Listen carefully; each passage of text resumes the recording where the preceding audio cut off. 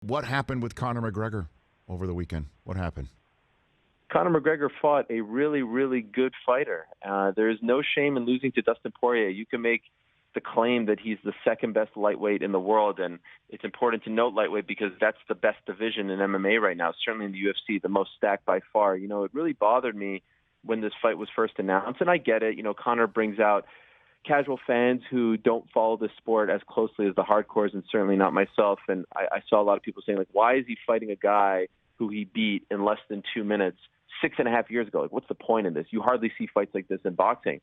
And I wanted people to know Dustin Poirier was a much different fighter today on Saturday than the guy who Conor fought 6.5 years ago. He's improved incredibly, and not just from a physical standpoint, but from a mental standpoint as well. The guy who fought Conor 6.5 years ago was, you know, a bit immature and let Conor get in his head, under his skin. And we saw on Saturday that he's a tremendous fighter. And so the better man won.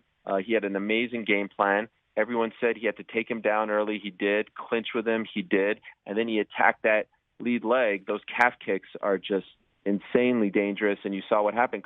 Conor could hardly stand up. So he had the great game plan. Conor, you know, mentioned that he was rusty, didn't offer any excuses. And so maybe they'll do it again. But, you know, make no mistake about it, this wasn't Buster Douglas. This was Conor losing to a fighter who is just as good as he is. Is Conor as good as he was? How about that for a question, losing 2 out of his last 3?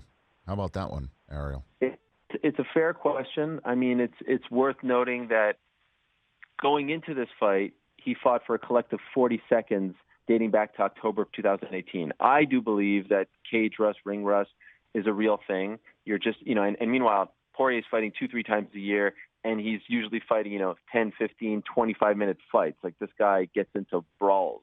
So I'm not ready at 32 years old to write off Conor McGregor. You'll recall back in 2016, he lost to Nathan Diaz. He dusted himself off, and then he came back and beat him, and then followed that performance up with his best performance ever against Eddie Alvarez at Madison Square Garden. So I think he'll be back. In fact, I just got off the Zoom, if you will. I was going to say phone, but it was Zoom, with his head coach, John Kavanagh, and he told me that they want Dustin, trilogy fight in May, this time for the vacant title. So he has already decided what he wants next. Now we'll see if the UFC obliges. But this man wants to get right back on the horse, and it's very reminiscent to 2016. The day after he lost to Diaz, he said, I want him again. Let's make it happen. So we'll see if he can right this wrong. Okay, but we've never seen that trilogy, right? So what's next for both of these fighters, Ariel? So I think Conor is going to be very persuasive about doing it again right away. Third fight, Dustin versus Conor 3. I would be shocked if the UFC doesn't listen. There's a lot of money to be made there. I think you could sell it very easily. You got 2 guys who are 1-1 against each other, so that's an option. Obviously, Conor versus Nate 3 is an option as well. You could sell that one really easily. You got the trilogy fight. They're both coming off losses now, so they could get back on track. Nate is out there campaigning for Dustin, and they were supposed to fight 2 years ago, so you can obviously sell that. There's Bad Blood. There's a guy named Charles Oliveira who deserves a crack at the belt.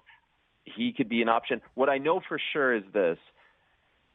The UFC has options, and that's a great spot to be in. I do believe that Dustin's next fight should be for the vacant title. Khabib Nurmagomedov is the current lightweight champion, but he has made it very clear he wants to retire. I think we should respect his wishes. He wants to retire because his dad passed away last year, and his mom has asked him to walk away. Respect that. Let him give up the title. Dustin should fight for the belt next. He should probably be the champion already. That fight on Saturday should have been for the belt, but let him fight for the vacant title, and let's keep this division rolling along. Hey, you watched all the way to the end. Thanks for that. Watch more right here.